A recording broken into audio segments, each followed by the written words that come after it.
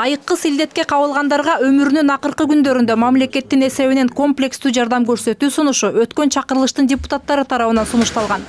Анда демилгени өкмөт да колдоп берген эле.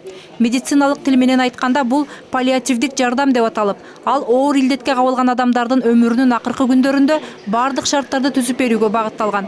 Бирок буга мамлекет тарабынан ири каражат бөлүүнү талап кылат. Мындан улам өкмөт мүчөлөрү каржынын так булагы табылмайынча мыйзам долбоорун экинчи окууга кайтара туралы деген сунушту айтып чыгышты. Финансы министрлигинин мындай сунушун айрым эл өкүлдөрү жүйөлүү деп тапты. Мыйзамдарды эгерде биз кабыл алгандан кийин ал чаң басып жатып калбаш керек да. Биз жогорку кеңештен элге керектүү мыйзамдарды киргизип атабыз. Мен кечээ эле өкмөт башчысына да айттым да. Ошондо болуп калып кете турган эле мыйзам болуп калып атат да. Ошондуктан так расчётту берсеңер, келечекте мыйзам иштеш керек. Бул мыйзам элге керектүү мыйзам экен. Оларга керектүү мыйзам. Бирок өкмөт ушуну аткарылабы? Бүгүнкү күндө паллиативдик жардамга муктаж жарандардын саны болжол менен 1000дин тегерегинде. Чынында бюджет тарабынан бүтүндөй онкологиялык илдеттерден дарылоо кызматына 121 миллион сом гана бөлүнөт экен.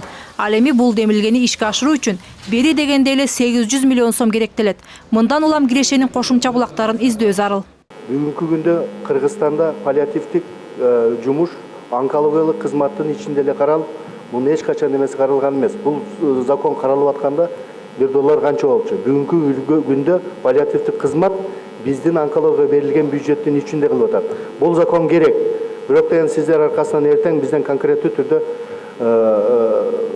план мероприятия талап кыла турганыңар үчүн бизге бир 2 айлык срок берсеңер, рабочий группа менен мунун эмесин түзүп келсек. Мындай мамиле демилгечи депутаттардын ачуусун келтирди. Себеби документ экинчи окууда каралып жатат. Бул мезгилге чейин өкмөт мүчөлөрү унчукпай эле макул болуп келишкен.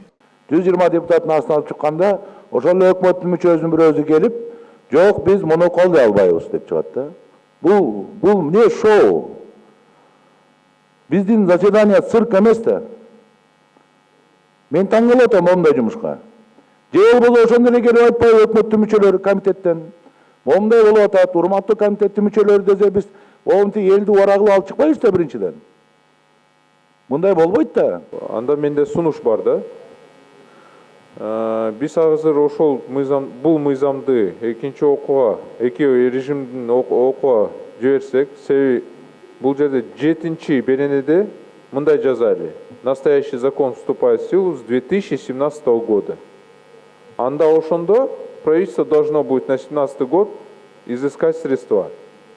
В течение 10 дней был тура место, потому что на этот год бюджет уже не заложен. Бул мыйзам долбоорун кароо рак илдеттерине каршы күрөшүү күнүнө туш келиптир. Мындан улам төрага онкологиялык оорулууларды колдоо боюнча демилгени четке какпоого чакырды.